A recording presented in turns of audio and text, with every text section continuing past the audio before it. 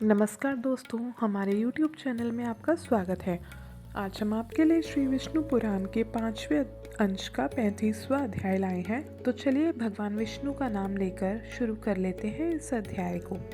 श्री मैत्रेय जी कहते हैं कि हे ब्रह्मांड, अब मैं फिर मतिमान बलभद्र जी के पराक्रमी वार्ता सुनना चाहता हूँ। आप वर्णन कीजिए। मैं उनके यमुना आकर्षण आदि पराक्रम तो सुन चुका हूँ। उन्होंने जो और विक्रम दिखलाए हैं उनका वर्णन कीजिए। इस पर श्री पराशर जी कहते हैं कि हे मैत्रेय, अनंत अप्रेमेय धरणीधर शेषाव अवतार श्री बलराम जी ने जो कर्म किए थे वह सुनो। एक बार जामवंती नंदन वीरवर सांब ने स्वयंवर के अवसर पर दुर्योधन की पुत्री को बलात् हरण किया। तब महावीर कर्ण, दुर्योधन, भीष्म और द्रोण आदि ने क्रोध होकर उसे युद्ध में हराकर बांध लिया। यह समाचार पाकर कृष्णचंद्र आदि समस्त यादवों ने दुर्योधन आदि पर क्रोध होकर उन्हें मारने के लिए बड़ी तैयारी की। उनको रोककर श्री बलराम जी ने मदिरा के उन्माद से लड़खड़ाते हुए शब्दों में कहा, कौरवगण मेरे कहने से सांब को छोड़ देंगे, अतः मैं अकेले ही उनके पास जाता हूँ।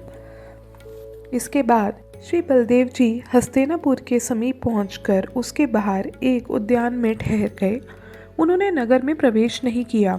बलराम जी को आए जान दुर्योधन आदि राजाओं ने उन्हें गऊ, अर्घ्य और पाद्य आदि निवेदन किए। उन सबको विधिवत ग्रहण कर बलभद्र जी ने कौरवों से कहा कि राजा उग्रसेन की आज्ञा है, आप लोग सांब को तुरंत छोड़ दें।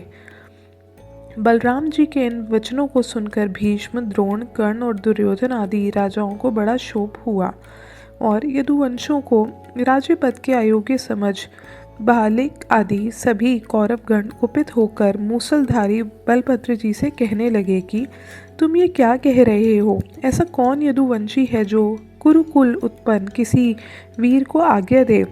यदि उग्रसेन भी कौरवों को आज्ञा दे सकता है तो राजाओं के योग्य कौरवों के इस श्वेत छत्र का क्या प्रयोजन है? हे बलराम, तुम जाओ अथवा रहो, हम लोग तुम्हारी या उग्रसेन की आज्ञा से आज्ञा कर्मा सांब को नहीं छोड़ सकते। पूर्व काल में कुकुर और अंधक वंशीय यादवगण हम माननीयों को प्रणाम किया करते थे, सो अब वे ऐसा नहीं करते तो ना सही, किंतु स्वामी को यह सेवक की ओर से आज्ञा देना कैसा? तुम लोगों के साथ समान आसन और भोजन का व्यवहार करके तुम्हें हम ही ने गर्वीला बना दिया है। इसमें तुम्हारा कोई दोष नहीं है, क्योंकि हमने ही प्रीतिवश नीति का विचार नहीं किया। हे बलराम, हमने जो तुम्हें यह अर्घ्य आदि निवेदन किया है ये प्रेमवश ही किया है। वास्तव में हमारे कुल की तरफ से तुम्हारे कुल को अर्घ्य देना उचित नहीं है। ऐसा कहकर कौरवगण ये निश्चय करके कि हम कृष्ण के पुत्र सांब को नहीं छोड़ेंगे, तुरंत हस्तिनापुर में चले गए। इसके बाद हलायुध श्री बलराम जी ने उनके तिरस्कार से उत्पन्न हुए क्रोध से मत होकर घूरते हुए पृथ्वी में लात मारी। महात्मा बलराम जी के पाद प्रहार से पृथ्वी फट गई और वे अपने शब्द से संपूर्ण दिशाओं को गूंजाकर कंपायमान करने लगी तथा लाल लाल नेत्र और टेढ़ी भ्रुकुटी करके वह कहने लगे, इन सारहीन दुरात्मा कौरवों को ये कैसा राजमद का अभिमान है? कौरवों का महीपालव तो श्वेत स्वतः सिद्ध है और हमारा सामयिक ये ऐसा समझकर ही आज ये महाराज उग्रसेन की आज्ञा नहीं मानते बल्कि उसका उल्लंघन कर रहे हैं। आज राजा उग्रसेन सुधर्मा सभा में स्वयं विराजमान होते हैं, उसमें शचीपति इंद्र भी नहीं बैठ पाते, परंतु इन कौरवों को धिक्कार है जिन्हें सैकड़ों मनुष्य के उच्छिष्ट राज सिंहासन में इतनी तुष्टि है, जिनके सेवकों की स्त्रियां भी पारिजात वृक्ष की पुष्प मंजरी धारण करती हैं, वह भी इन कौरवों के महाराज नहीं है। ये कैसा आश्चर्य है! वह उग्रसेन ही संपूर्ण राजाओं के महाराज बनकर रहे। आज मैं अकेला ही पृथ्वी को कौरवहीन करके उनकी द्वारकापुरी को जाऊंगा। आज कर्ण, दुर्योधन, द्रोण, भीष्म, भालिक, दुशासन आदि भूरी, भूरिश्रवा, सोमदत्त, शल, भीम, अर्जुन, युधिष्ठिर, नकुल और सहदेव तथा अन्य अन्य समस्त कौरवों को उनके हाथी घोड़ों और रथ के सहित मारकर तथा नववधू के साथ वीरवर सांब को लेकर ही मैं द्वारकापुरी में जाकर उग्रसेन आदि अपने बंधु बांधवों को देखूंगा, अथवा समस्त कौरवों के सहित उनके निवास स्थान पर इस हस्तिनापुर नगर को ही अभी गंगा जी में फेंक देता हूँ।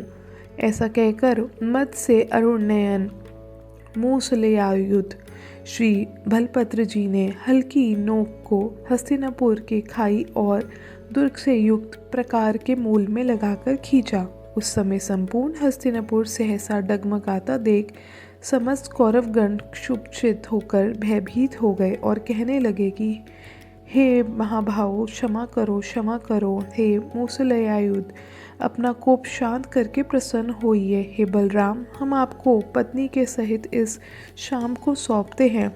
हम आपका प्रभाव नहीं जानते थे, इसी से आपका अपराध किया, कृपया क्षमा कीजिए।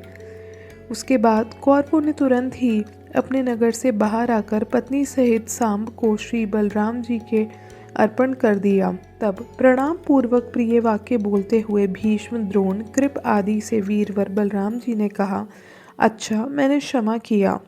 इस समय भी हस्तिनापुर गंगा की ओर कुछ झुका हुआ सा दिखाई देता है। यह बलराम जी के बल और शूरवीरता का परिचय ही है। इसके बाद कौरवों ने बलराम जी के सहित सांब का पूजन किया तथा बहुत से दहेज और वधु के साथ उन्हें द्वारकापुरी भेज दिया। इस प्रकार श्री विष्णु पुराण के 5वें अंश का 35वां अध्याय समाप्त होता है। 36वें अध्याय में हम द्विविध वध के बारे में बात करेंगे। धन्यवाद।